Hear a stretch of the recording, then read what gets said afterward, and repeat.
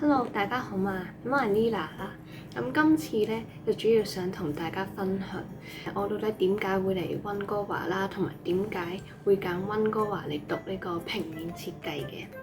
咁呢個 channel 咧，其實主要都會係我分享翻我而家喺溫哥華呢邊讀書啦，同埋生活嘅每一日嘅點滴啦，同埋身為一個平面設計學生咧，都想即係分享多啲平時即係返學或者做功課到底係點樣嘅咧，同埋喺香港嘅讀書環境係有啲咩分別嘅咧。咁所以如果你有興趣嚟溫哥華留學讀書，或者想知道喺呢邊生活到底係點樣嘅咧，都可以 subscribe 我呢個 channel 啦，或者喺每一條片嘅下面留言咧，都可以問我問題嘅。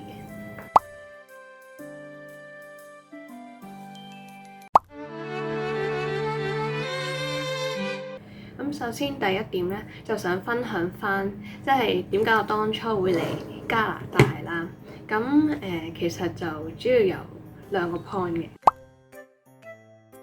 咁第一個 point 咧就係，因為嗰陣時候前年去到上年咧，移民嗰個風氣咧都好旺盛嘅。咁當初其實我最想去嘅地方咧並唔係加拿大，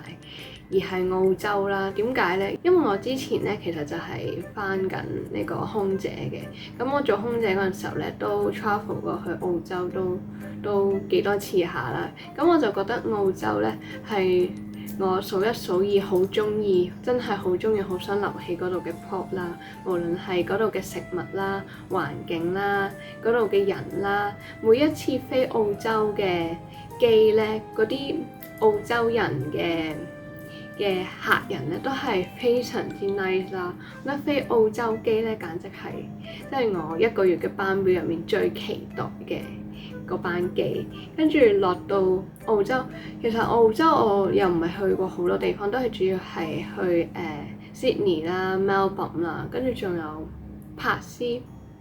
係啦。咁跟住，但係呢三個 port 咧，其實我自己都非常中意，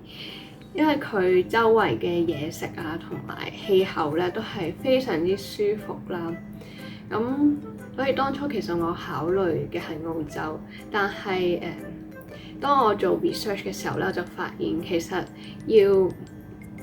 移民去澳洲咧，即係身為一個完全冇接觸過澳洲、冇去澳洲留學過嘅人咧，想要突然之間去移民澳洲咧，其實係非常之難嘅。咁所以我就諗緊會唔會有其他地方，即係好似澳洲咁，但係有即係好適宜可以俾我呢一個好驚去陌生環境嘅人可以即係搏一搏試下移民咧。咁跟住咁我就橫觀其他國家，就覺得係加拿大係真係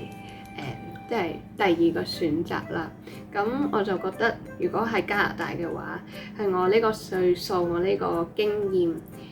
嘅人嚟講咧，想去移民都唔係天方夜譚嘅。咁但係當時咧，當我想移民嘅時候，前年左右，佢其實加拿大政府咧仲未去發布呢個 Stream A、Stream B 呢個政策啦。咁但係咧，我都係諗住走即係正常 Express Entry 嗰個路線，即係可能都係用計分嘅方式去達到佢嗰個邀請個分數，然後去攞佢個 PR 啦。咁但係我覺得都係可行嘅，至少比起澳洲係可行啦。呢個原因就係因為其實係我個 friend 極力推薦啦。咁我知道係好搞笑、好冇即係好有勇無謀嘅一樣嘢嘅，因為朋友嘅推薦而揀呢個地方。但係嗰陣時候，其實我係即係好容易俾人影響啦。然之後我亦都覺得我個 friend 講得好有道理，所以我就覺得即係趁即係我仲有機會嘅時候，我想試下嚟加拿大呢個地方度搏一搏，到底係咪真係可以成功咧咁？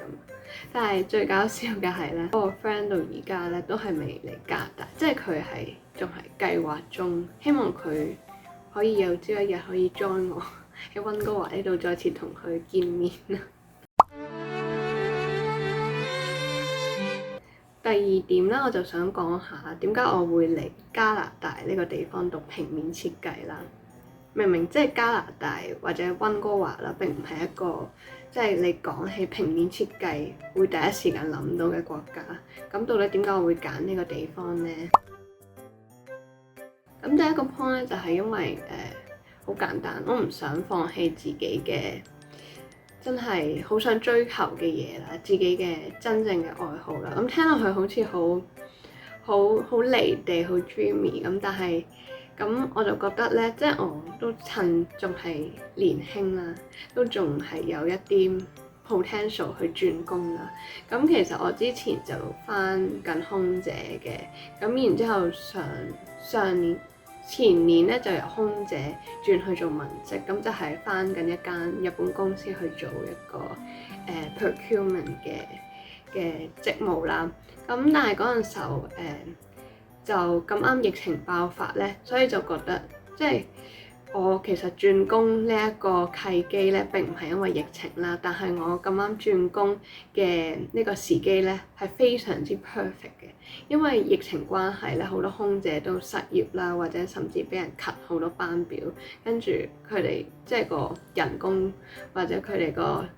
飛嗰個時數都好唔穩定啦，咁我就好慶幸自己突然之間唔知點解就想轉工啦。咁其實咧，我嗰陣時候轉咗工啦，我就覺得無論係公司嘅制度啦，然後人工啦或者同事啦，所有嘢都係非常之好嘅，唔係話即係極度正嘅公司，但係咧，我覺得喺嗰度好舒服啦，然之後同大家同事相處亦都每日都好開心啦，咁所以我就覺得喺嗰度工作其實都即係都係一個唔錯嘅選擇。但係有陣時我就會喺度諗，係咪真係我呢一世就要喺呢間公司度做，即係一直咁樣做落去，做到退休咧？咁我又有啲唔想咁樣喎，我又想趁年輕，因為我其實咧就一直都好中意畫畫啦，好中意設計嘅嘢啦，自己亦都有做 freelance 啦。咁我就希望可以試下啊，其實係咪可以全職去做我真係想做嘅設計同埋畫畫咧？咁所以我做咗一年呢個 procurement 之後咧，我就決定攞辭就嚟加拿大度讀書啦。因為咁啱亦都想試下移民，咁就決定即係嚟呢邊讀書，然後順便可能喺呢度揾工，跟住就去考慮呢個移民嘅呢個方向。翻轉頭咧，覺得自己都幾大膽啦，因為首先咧，好似我啱啱咁講啦，加拿大咧嘅設計行業，即係平面設計冇話，即係全球入面冇話特別出名啦，咁。然之後，咁我揀嘅學校咧，雖然係非常之 job oriented 啦，即係佢強調你畢咗業之後咧，佢會好努力幫你揾工啦。咁但係始終我嗰間學校都唔係一間即係出名讀設計嘅學校，但係我都揀咗佢咧，就係因為即係好現實啦，就係呢個學費同埋我覺得佢即係佢教嘅嘢咧都係非常之 practical，冇一啲係唔關事嘅科目嘅科啦。咁但係我覺得揀呢啲學校其實都有風險嘅，咁因為你都唔知道可唔可以即係同一啲有呢個相關學位，即係可能平面設計學位、學士學位或者更加有實力嘅人競爭啦。咁其實都有啲擔心，同埋覺得自己都幾即係有勇無謀啦。因為我喺呢邊咧，其實係完全冇屋企人、冇朋友嘅。咁我咁啱咧，就我媽咪同埋我爹哋都喺呢邊有朋友，咁就即係有啲咩困難咧，佢哋都好樂意幫我。咁但係始終其實都隔咗幾層嘅關係，我就覺得有陣時要拜託佢哋，其實都有少少尷尬，或者有少少即係唔好意思啊。雖然佢哋好好人，成日都話唔需要唔好意思咁，但係始終都唔係自己嘅親戚或者朋友，咁所以我覺得完全係一個人趁年輕勇闖嘅狀態啦。咁咧，我想講我讀嘅學校咧就叫做 VCC 啦，全名就係呢個 Vancouver Community College。咁佢係一間有學士學位啦、副學士啦、certificate 或者其他一啲好短嘅 course 嘅課程都有嘅。咁佢嘅課程嘅涵蓋嘅範圍咧就超級廣啦，由廚藝啦，去到修甲啦，或者呢個美容剪頭髮啦，或者 business，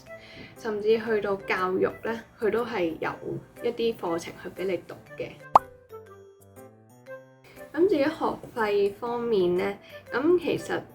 眾所周知咧，國際學生嘅學費咧不嬲都係好貴嘅。咁但係我揀呢一間學校咧，最主要嘅原因咧，都係因為佢喺咁多間其他我想讀嘅學校入面，學費係比較相宜嘅。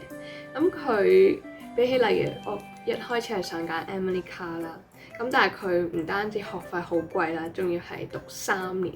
咁所以嗰個負擔都幾大嘅。但係 VCC 咧就個學費就少啲啦，同埋佢就係讀2年啫。咁2年總共咧就係43,000加幣左右，咁就大概係港幣嘅25,900蚊左右，係啦。咁詳情咧就可以睇翻呢個表。幾中意嘅係佢咧，呢 VCC 咧佢係包埋呢個車費。即係車費咧，就係每個月咧會有一個 monthly pass 啦。咁個 monthly pass 咧就係俾你任搭呢個 SkyTrain，即係佢哋嘅呢個類似地鐵啦，同埋呢個巴士同埋船，好似都係可以。咁就1個月任搭喎。雖然你係即係一開始俾咗一筆錢啦，但係嗰筆錢咧絕對係非常